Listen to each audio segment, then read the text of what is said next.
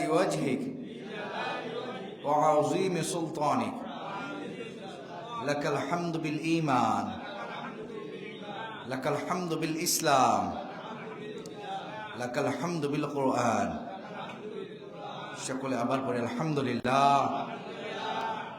আল্লাহ শুকরিয়া আদায়ের পরে দরুদ ও সালাম প্রেরণ করছি সরকারে কায়নাত, সরকারে দোজাহা, সরকারে মদিনা, যিনি শুয়ে আছেন মদিনাতুল মুনাওয়ারায়, সাইয়্যিদুল কওনাইন, শফিউল মুজনিবিন, ইমামুল আম্বিয়া, রাহমাতুল লিল আলামিন, হুজুরে আকরাম, সকলে পড়ি সাল্লাল্লাহু আলাইহি ওয়াসাল্লাম। সম্মানিত হাজিরিন, আমরা এক জুমা থেকে আরেক জুমা সময় পাই, সপ্তাহে 7 দিন সময় পাই, এবং বিশেষ করে একটা দিন পাই জুমার দিন, স্পেশাল দিন। দুনিয়াতে বান্দার কাছে যেরকম স্পেশাল, সেই রকম আসমানে ফেরেশতাদের কাছে স্পেশাল। সুবহানাল্লাহ পড়ি। এই বরকতময় দিন, ফজিলতপূর্ণ দিনে আমরা যেন আগে আগে এসে মসজিদের হক আদায় করতে পারি, আল্লাহ তৌফিক দান করুক। এবং নিজের জীবনকে যেন সৌন্দর্য মণ্ডিত করতে পারি, আল্লাহ তৌফিক দান করুক। নামাজের সাথে মসজিদের সাথে মুমিনের কানেকশন আছে, ঠিক কিনা বলেন? নামাজের সাথে মসজিদের সাথে মুমিনের কানেকশন আছে।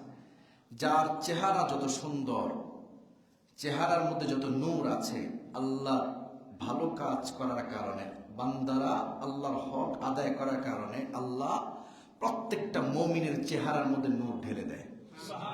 সুবহানাল্লাহ বলেন, আরো জোরে বলেন সুবহানাল্লাহ। আল্লাহর পক্ষ থেকে বান্দার উপর একটা নূর আছে, চেহারার মধ্যে নূর আছে। আহসানু আমালা, যারা ভালো কাজ করে, যাদের আদর্শ আমল উত্তম আদর্শ, কথা বুঝেছেন আপনারা? যারা ভালো কাজ করে, আহসানু আমালা, উত্তম কাজ যারা করে, উত্তম আমল যারা করে, আল্লাহ তাদের চেহারার মধ্যে, তাদের জীবনের মধ্যে, তাদের চরিত্রের মধ্যে, তাদের আদর্শের মধ্যে আল্লাহ নূর ঢেলে দেয়। সুবহানাল্লাহ। আল্লাহ বরকত ঢেলে দেয়। সুবহানাল্লাহ। তো আমরা সেই বরকত হাসিল করতে চাইতো সবাই। এই বরকত নিয়ামত আল্লাহ যেন আমাদেরকে হাসিল করবার তৌফিক দান করে। আর জোরে পড়ে আল্লাহুম্মা আমিন। এক জুমা থেকে আরেক জুমা যায়, সময় চলে যায় কোন দিক দিয়ে? প্রতিদিন ৮৬,৪০০ সেকেন্ড আপনার জীবন থেকে চলে যাচ্ছে। প্রতিদিনের গণনা, প্রতিদিনের ৮৬,০০০ কত সেকেন্ড? ৪০০ সেকেন্ড চলে যাচ্ছে প্রতিদিন। ১৪৪০ মিনিট চলে যাচ্ছে প্রতিদিন। ২৪ ঘন্টা চলে যাচ্ছে প্রতিদিন। আপনি হিসাব করেন বা না করেন, আপনি গণনা করেন বা না করেন, আপনি দিনকে কাজে লাগান বা না লাগান, আপনার সময়কে কাজে লাগান বা না লাগান, সময় সময়ের গতিতে চলে যাচ্ছে। সময় এবং স্রোত কাহার জন্য অপেক্ষা করে না, কাহার জন্য এটা আটকে রাখা যাবে না, এটা বসে থাকবে না, এটা চলছে।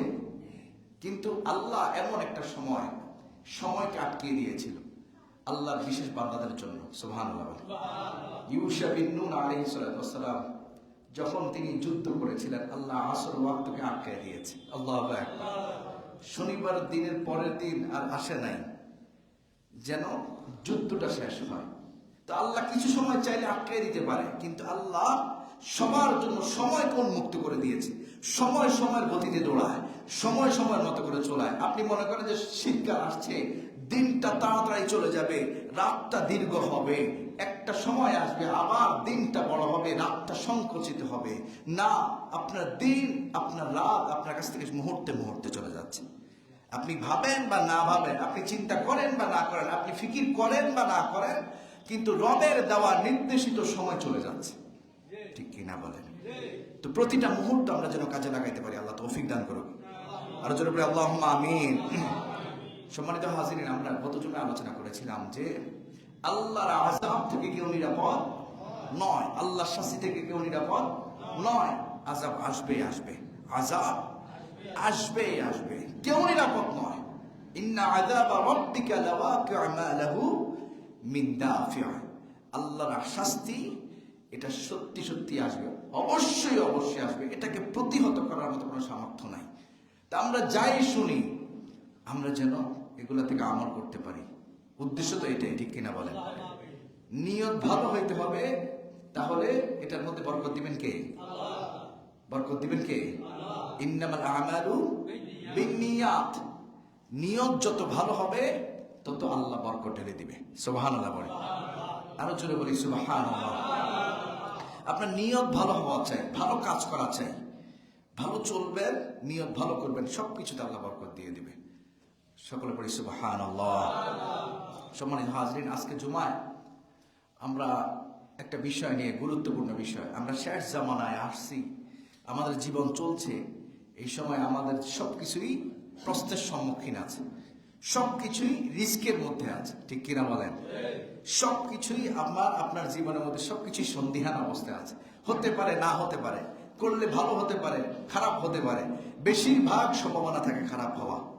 তো এই জামানায় আমার আপনার জীবনে একটা জিনিস খুবই বেশি জরুরি, সেটা হচ্ছে জীবন চলার জন্য, জীবনকে মানুষের কাছে সুন্দরভাবে উপস্থাপন করার জন্য যেটা সবচাইতে বেশি প্রয়োজন, সেটা হচ্ছে লজ্জাশীলতা।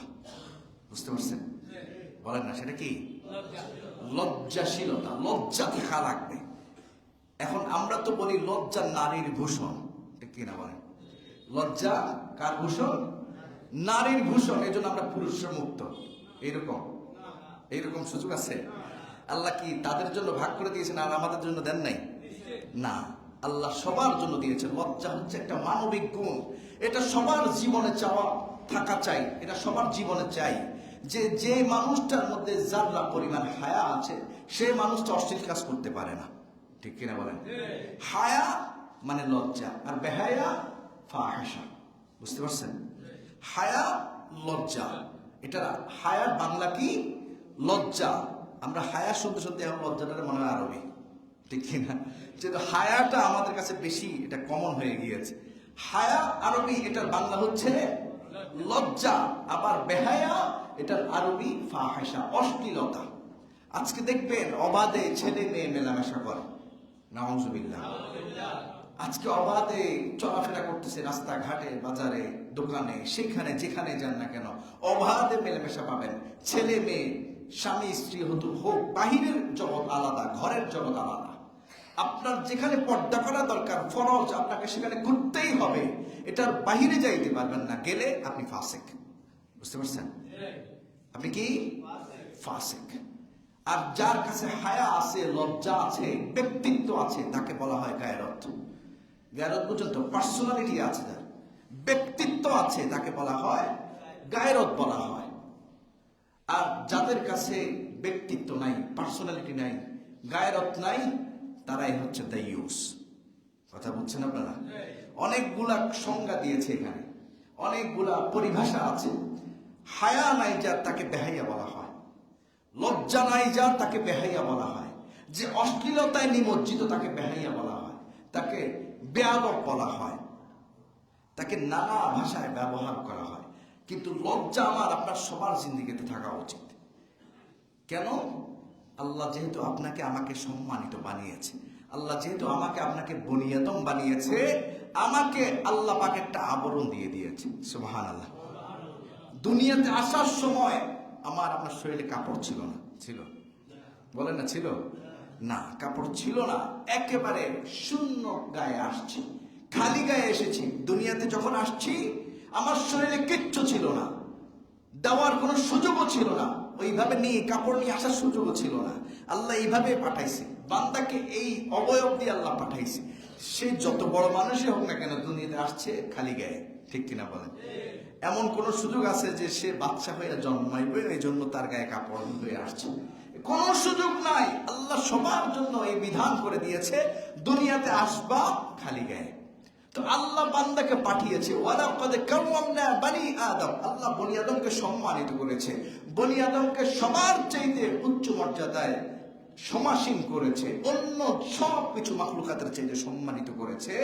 আল্লাহ সম্মানিত করার পরে আল্লাহ বান্দাকে বলে দেয়, বান্দা, ইয়া বনি আদম قد أنزلنا عليكم لباسا يواري سوآتكم وريشا ولباس التقوى ذلك خير। সবাই পড়ি আল্লাহু আকবার। আল্লাহ বলেন, ইয়া বনি আদম قد أنزلنا عليكم لباسا يواري سوآتكم وريشا। যে আমি তোদেরকে দুনিয়াতে পাঠিয়েছি, দুনিয়াতে পাঠানোর পরে তোদেরকে আমি লেবাস দিয়েছি। লেবাস কি জন্য? প্রথমত হচ্ছে তোর লজ্জাকে ঢাকার জন্য। কিসের জন্য? কথা বুঝছেন তো আপনারা?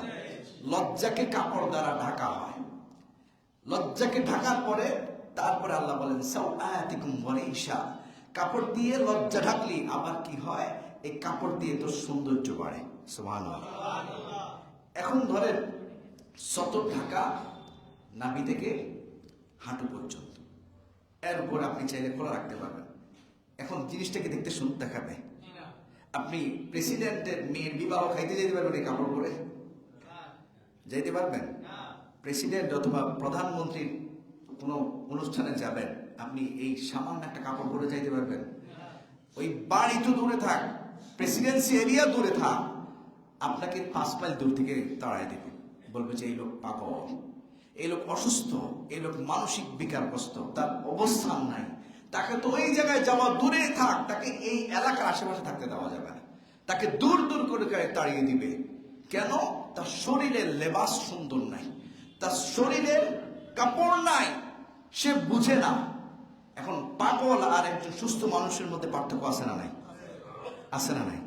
ওয়ামা ইয়াস্তাবিল আহইয়াউ ওয়ালাল আমওয়াত, আল্লাহ বলেন মৃত্যু আর জীবিত এক নয়, মৃত্যু আর জীবিত এক নয়। আল্লাহ বলেছেন যে মৃত্যু আর জীবিত এক নয়। ওয়ালা তাস্তাবিল হাসানা ওয়ালা সাইয়্যিআ, ভালো এবং খারাপ দুইটা এক নয়, দুইটার জায়গা আলাদা, দুইটার অবস্থান আলাদা। জান্নাত জাহান্নাম এক? বলেন না, সাহস করে বলেন। এক নয়। জান্নাত জাহান্নাম কি এক? না, এক নয়, দুইটার জায়গা আলাদা, ভালো খারাপ আলাদা। ওয়ামা ইয়াস্তাবিল আহইয়াউ ওয়ালাল আমওয়াত ওয়ালা যিল্লু ওয়ালাল হারুর, আল্লাহ বলেন যে ছায়া আর রৌদ্র এক নয়, দুইটার জায়গা আলাদা, রৌদ্র এক জায়গায়, ছায়া আর এক জায়গায়, জান্নাত এক জায়গায়, জাহান্নাম এক জায়গায়, ভালো এক জায়গায়, খারাপ এক জায়গায়, হায়াত এক জায়গায়, মউত এক জায়গায়, দুইটার জায়গা আলাদা। ঠিক পাগল আর সুস্থ ব্যক্তির জীবন আদর্শ এইরকম, পাগলের জায়গা এক জায়গায়, সুস্থ মানুষের জায়গা আরেক জায়গায়। ঠিক কি না বলেন? তো যে পাগল সে বুঝে না কাপড় কতটুকু রাখতে হবে, যে পাগল সে বুঝে না সতর কি ঢাকতে হবে কিনা, যে পাগল সে বুঝে না তার লজ্জা কি ঢাকতে হবে কিনা, যে পাগল সে বুঝে না কিভাবে চললে মানুষ আমাকে ভালো বলবে, কারণ তার ওই বুঝ শক্তি নেই, সে হচ্ছে পাগল। বুঝতে পারছেন? পাগল তো পাগলে। একটা ঘটনা শুনেছিলাম, এরশাদ যখন প্রেসিডেন্ট অবস্থায় ছিল, প্রেসিডেন্ট অবস্থায় থাকার পরে সে পাবনা গিয়েছিল। কোথায়? পাবনা তো বিশাল একটা পাগলাগারদ আছে, আমরা তো সবাই শুনছি, একটা বিশাল পাগলাখানা আছে। প্রেসিডেন্ট হিসেবে যখন সে ওই পাগলাখানায় গেছে মানুষদেরকে দেখার জন্য, যাওয়ার পরে এক পাগলারে ডাক দিয়ে বলতেছে যে এদিকে আসো। আসার পরে বলে যে এরশাদ বলছে, দেখো আমি কিন্তু এই দেশের প্রেসিডেন্ট, আমি কি, আমি এই দেশের প্রেসিডেন্ট, আমি এই দেশের রাজত্ব করি, এই দেশ আমার আওতাধীন আছে। তো এই পাগলা ব্যক্তি হতে আর বুঝে না কে প্রেসিডেন্ট আর কে না সাধারণ মানুষ। সে কে আমিও যখন এই এলাকায় আইছি, এই পাগলা গারদ আইসি, আমি নিজের প্রেসিডেন্ট ভাবতাম। আমি কি ভাবতাম? নিজের প্রেসিডেন্ট ভাবতাম আর কি। তো সে তো পাগল, সে বুঝে না এ কি প্রেসিডেন্ট নাকি সাধারণ মানুষ, এ কি। সে তার চিন্তা, সে তার ফিকির করে, সে তার যতটুকু বোঝাচ্ছে ততটুকু অ্যাপ্লাই করে। তো আল্লাহ পাক সুস্থ রেখেছেন, ভালো রেখেছেন, যাকে ভালো রেখেছেন সে পাগল নয়, আর যে পাগল সে সুস্থ নয়। আল্লাহ যেহেতু আলাদা করে দিয়েছেন, বান্দাকে আলাদা একটা বুঝ শুতে দিয়েছেন। যার মধ্যে বুঝ আছে, যার মধ্যে বুঝ আছে, যার মধ্যে ধারণা আছে, সে কখনো লজ্জাহীনতায় চলতে পারে না। বুঝতে পারছেন আমার কথা? লজ্জাহীনতায় চলতে পারে না, মানে লজ্জা নাই এরকম বান্দা হইতে পারে না। যে সুস্থ মানুষ তার মধ্যে লজ্জা থাকতেই হবে। ঠিক কিনা বলেন? আমার এত কথার পিছনে এইটা, যে সুস্থ মানুষ, আল্লাহ যার মেধার মধ্যে জ্ঞান দিয়েছে, যার ব্রেনটা সুস্থ রেখেছে, পাগল নয়, মজনুন নয়, তাকে পর্দা অ্যাপ্লাই করতে হবে। কেন? আল্লাহ বলে দিয়েছে সাওআতিকুম ওয়ারিশা, যে তোকে আমি লেবাস দিয়েছি এজন্য যে প্রথমত তোর লজ্জাস্থান থাকবে, দ্বিতীয়ত এই পোশাক দ্বারা তোর সৌন্দর্য বাড়বে। সুবহানাল্লাহ। ওয়া লিবাসুত তাকওয়া যালিকা খায়র, আল্লাহ বলেন উত্তম পোশাক হচ্ছে তাকওয়া। আল্লাহু আকবার। আল্লাহর ভয় হচ্ছে উত্তম পোশাক। তো মুফাসসিরিন কেরাম এই ওয়া লিবাসুত তাকওয়ার ব্যাখ্যা করতে গিয়ে বলেন যে তাকওয়ার পোশাক হচ্ছে, তাকওয়ার পোশাক হচ্ছে লজ্জা। আল্লাহু আকবার। এই জীবনে চলার জন্য আপনি যেখানে যান, লজ্জা আপনার প্রয়োজন আছে। আপনি লজ্জা ছাড়া যদি মানুষ হন, আপনি বেহায়া। আপনি কি বলেন নাকি? লজ্জা যার নাই তাকে কি বলা হয়? বেহায়া। এই যে দেশ, আমার আপনার দেশ, স্বাধীন সার্বভৌম দেশ। এই দেশে যে ইচ্ছা যা ইচ্ছা তাই করতে পারে, যেহেতু স্বাধীন। গত সপ্তাহে আমাদের দেশে কনসার্ট হয়েছে। একদিকে মসজিদে ওই সঙ্গীত শিল্পী আইসা, যেখানে তিনি গান গাইছে, ওই শিল্পী এক জায়গায় নামাজ পড়ছে, জুমার নামাজ আদায় করছে। আমাদের দেশের নিউজ পোর্টাল গুলা, এই নিউজ গুলা ভাইরাল, সঙ্গীত শিল্পী এসে জুমার নামাজ পড়ছে। এইটা পুরা ভাইরাল করে দিয়েছে, 6 লাখ করে দিয়েছে। প্রত্যেকটা পত্রিকায়, প্রত্যেকটা নিউজ পোর্টালে এই নিউজ, যে রাস্তার সাধারণ জনগণের সাথে শিল্পী নামাজ আদায় করছে। কত বিশাল ব্যাপার! অথচ এই শিল্পী যখন সবাইকে নগ্নভাবে মঞ্চে নাচিয়েছে, সবাইকে নগ্নভাবে স্টেডিয়ামে ছেলে মেয়েকে অবাধে নাচিয়েছে, তখন তারা এই নিউজগুলো করে নাই। মানে শয়তান আমাদের প্রত্যেকটা কাজের মধ্যে এমন ভাবে সয়লাভ করে রেখেছে, আপনি আদতে বুঝবেন না শয়তান আপনাকে কোথায় নিয়ে যাচ্ছে। শিল্পী নামাজ আদায় করেছে, এটা ভাইরাল, কিন্তু এমন কত মায়ের সন্তান, কত বাবার সন্তান উন্মুক্ত ভাবে বেহাইয়ার মতো, নির্লজ্জের মতো, অমানুষের মতো, নাফরমানের মতো সবার সামনে উন্মুক্ত বিশ্রীভাবে মেলামেশা করেছে। নাউযুবিল্লাহ মিনাল।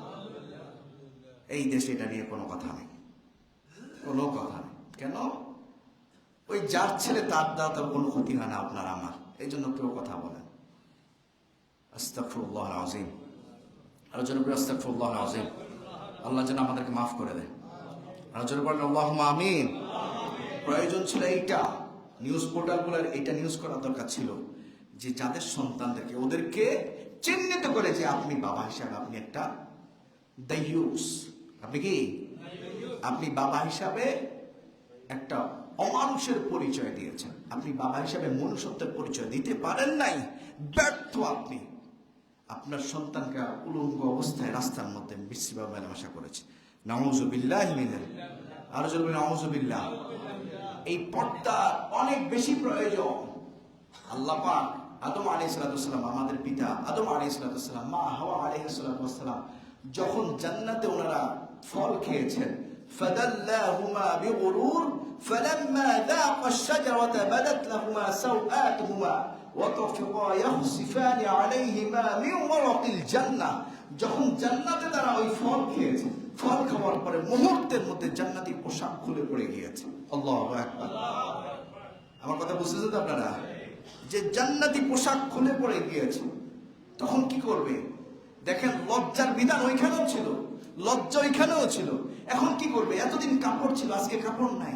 দুইজনের শরীর থেকে কাপড় পড়ে গিয়েছে। সূরা আ'রাফের কথা বলছি, আল্লাহ পাক কোরআনে বলছেন যে কাপড় খুলে পড়ে গিয়েছে। এখন কি করবে? সাথে সাথে ওই যে গাছের পাতা পেয়েছে, পাতা দিয়ে পর্দা করেছে। সুবহানাল্লাহ। গাছের পাতা ছিল মিন ওয়ারাকিল জান্নাহ, জান্নাতের গাছের পাতা দিয়ে নিজের লজ্জাকে ঢেকে নিয়েছে। ওই আদম শিক্ষা দিয়েছে, আদম আলাইহিস সালাম আমাদেরকে শিক্ষা দিয়েছে, দেখো কাপড়টা যখন সরে গিয়েছে, আমি এবং আমার স্ত্রী হাওয়া আলাইহিস সালাম দুইজনে মিলে কাপড় দিয়ে জান্নাতের পাতা দিয়ে লজ্জাকে ঢেকে নিয়েছি। আর তুই আমার সন্তান হয়ে, তুই বনি আদম হয়ে তোর গায়ে কাপড়ে থাকে না, তো লজ্জা হওয়া উচিত। তুই এত বেহাইয়া কেন? কালকে আমাদের প্রত্যেকটা জিনিসের জন্য আল্লাহর সামনে দাঁড়াইতে হবে, প্রত্যেকটা বিষয় হিসাব দিয়ে যাইতে হবে। একটা মুহূর্তের ছাড় নাই, একটা বিষয় স্কিপ করা হবে না, সব বিষয় আল্লাহ পাই টু পাই বুঝে নেবেন। আদম আলাইহিস সালাম সেখানে আমাদেরকে শিক্ষা দিয়েছেন, যদি কাপড় সরেও যায় সেটা যেন আবৃত করা হয়, ঢাকা হয়। আর আজকে আমাদের শরীরে কাপড়ে নেই। নাউযুবিল্লাহ। আরো জোরে বলি নাউযুবিল্লাহ। এই বেহায়াপনা, বিশৃঙ্খলা, পশ্চিমাদের কালচার আমাদের মধ্যে ঢুকে গিয়েছে। অথচ আল্লাহ রাসূল বলতেছেন, ইন্না লিকুল্লি দীনিন খুলকান, প্রত্যেকটা দিনের মধ্যে, প্রত্যেকটা ধর্মের মধ্যে একটা ফিলোসফি আছে, আলাদা আলাদা দর্শন আছে, ওদের আলাদা আলাদা একটা আদর্শ আছে। আর মুসলমানদের দিনের মধ্যে সর্বোত্তম আদর্শ হচ্ছে আল হায়া। সুবহানাল্লাহ বলেন। মুসলমানদের আদর্শের মধ্যে সবচাইতে উত্তম আদর্শ কি বলেন নাকি? আল হায়া। আল্লাহ রাসূল বলেছেন, আল হায়া আল ঈমানু ৭০ বিদউন ৭০ জুজআন, যে ঈমান ৭০টা শাখা প্রশাখা আছে। আফদালু লা ইলাহা ইল্লাল্লাহ, সবচেয়ে উত্তম শাখা, সর্বোচ্চ মর্যাদার শাখা হচ্ছে লা ইলাহা ইল্লাল্লাহ। আর ওয়াল হায়াউ শু'বাতুম মিনাল ঈমান, আর হায়া হচ্ছে ইমানের একটা অংশ। সুবহানাল্লাহ, আরো জোরে বলি সুবহানাল্লাহ। আল্লাহ রাসূল আলাইহিস সালামের হায়া, লজ্জা এত বেশি ছিল। হযরত ওমর ফারুক রাদিয়াল্লাহু তাআলা আনহু থেকে হাদিস কানা বর্ণিত, তিনি বলেন আল্লাহ রাসূল যখন কোন বিষয় দেখতাম অপছন্দ করেছেন, লজ্জা পেয়েছেন, তখন দেখতাম তার চেহারা দেখলে বোঝা যাইত তিনি অপছন্দ করেছেন। চেহারাটা লাল হয়ে যাইত। সুবহানাল্লাহ, চেহারাটা লাল হয়ে যেত। এত সুন্দর চেহারা আল্লাহ রাসূলের চেহারা। সাহাবীরা বলেন যে আমরা নবীর চেহারা দেখে বুঝে ফেলতাম নবীজি লজ্জা পেয়েছেন।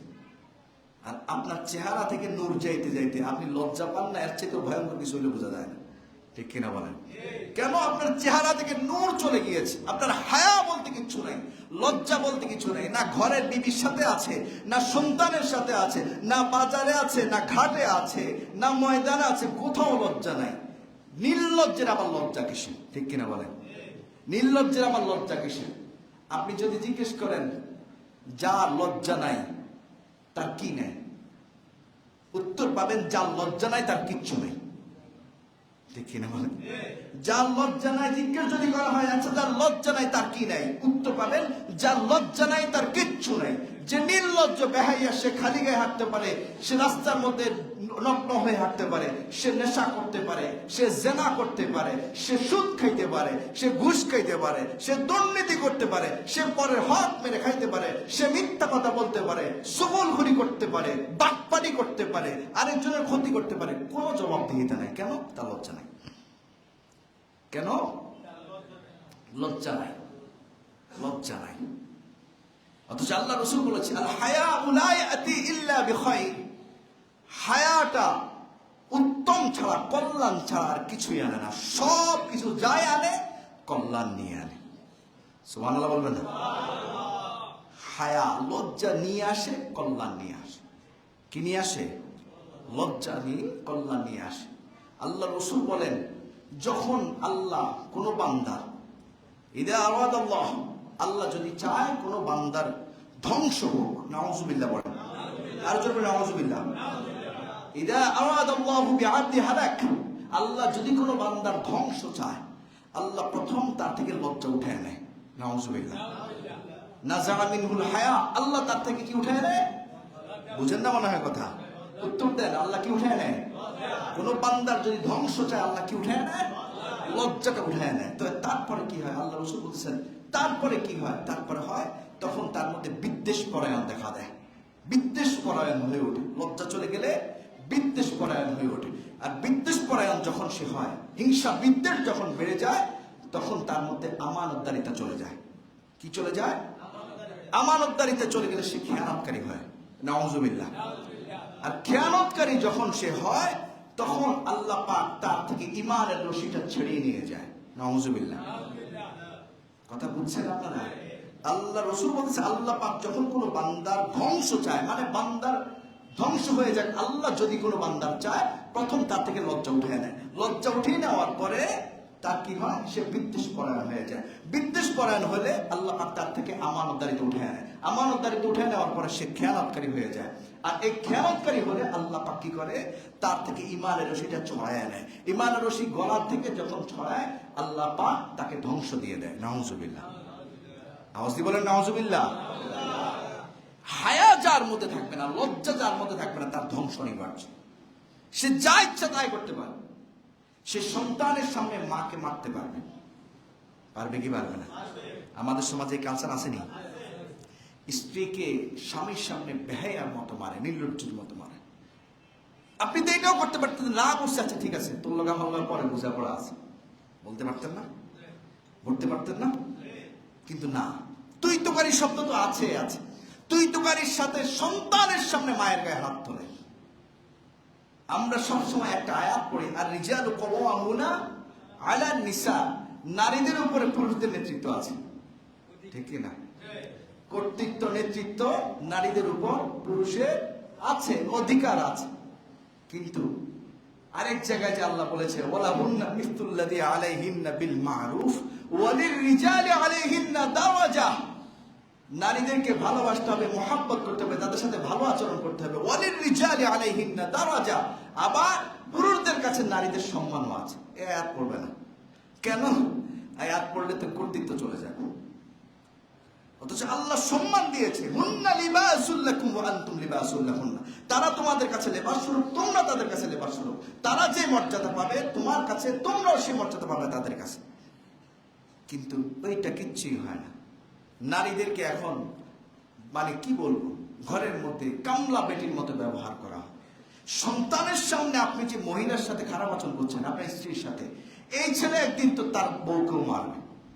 বাচ্চাকে যা শেখানো হয়, বাচ্চাকে ছোটবেলায় যদি আপনি ওই যে শিল্পীর গান শিখিয়ে দেন, যিনি এসে গাইয়া গেছে, আমাদের দেশকে মাতলাইয়া গেছে, বাচ্চাকে যদি সকাল থেকে সন্ধ্যা পর্যন্ত গান শোনানো হয়, বাচ্চা একদিন কোরআন না পড়ে গানের পড়বে। বাচ্চাকে যদি সকালবেলা আল্লাহর নাম দিয়ে দিন শিক্ষা দেওয়া হয়, বাচ্চা আল্লাহর নাম দিয়ে শুরু করবে। আবার বাচ্চাকে যদি চিন্তা করেন যে তুই আইএলটিএস প্রিপারেশন নিতে হবে, এখন থেকে শুরু কর, বাচ্চা ওইটাই গেতে নেবে। তার চিন্তা থাকবে আমি ইউরোপ আমেরিকায় যেয়ে কি করব। বাচ্চাকে আপনি যেভাবে গড়বেন, বাচ্চা সেভাবে গড়বে। বাচ্চা হচ্ছে আপনার কাছে একটা মাটির পাতিলের মতো। কামাররা যখন, যারা মাটির পাতিল দিয়া পাতিল বানায়, যখন এটাকে শক্ত মাটিকে প্রথম নরম করে, কি করে?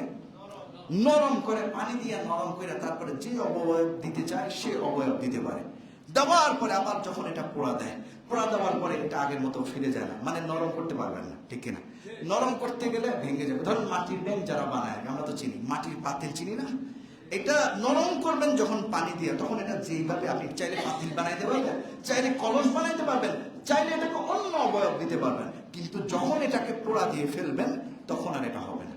তখন কি হবে? শক্ত হয়ে ভেঙে যাবে। বুঝতে পারছেন? পোড়া দেওয়ার পরে শক্ত হয়ে ভেঙে যাবে। বাচ্চার জীবনটা ওই রকম। বাচ্চার বুঝ হওয়ার আগ পর্যন্ত আপনি যা শিখাবেন তার মাথায় তা গেঁথে যাবে। আপনি 2 বছর বয়সের বাচ্চার সামনে একটা আচরণ করেন, 10 বছর 20 বছর পরে বাচ্চাকে জিজ্ঞেস করবেন তোর খেয়াল আছে ওই যে একটা সময় গিয়েছে ওইরকম এই কাজটা হয়েছে, বাচ্চা বলে দিবে। কারণ ওইটা তার মাথায় গেঁথে গিয়েছে, তার ব্রেন এটা আটকে গিয়েছে, এটা সরে নাই। অন্য 10টা কাজ সরে যাইতে পারে, অন্য 1000টা কাজ সরে যাইতে পারে, কিন্তু এই কাজটা সরবে না, এটা তার মাথায় গেঁথে গিয়েছে। এখন আপনি সামনে, আপনি ছেলের সামনে, মেয়ের সামনে, 3 বছর 5 বছর বাচ্চার সামনে মাকে মারলেন, ওই বাচ্চার মাথায় কিন্তু এটা থেকে যাবে যে আমার বাবা যেহেতু পেরেছে আমিও পারবো। নাউজুবিল্লাহ, আরো জোরে বলি নাউজুবিল্লাহ। আমার বাবা যেহেতু পেরেছে আমিও পারবো, এই সুযোগ আমার আছে। অথচ শরীয়তে এই সুযোগ আছে? বলেন আছে? না। আপনার আমার দ্বারা শরীয়ত ক্ষতিগ্রস্ত হচ্ছে।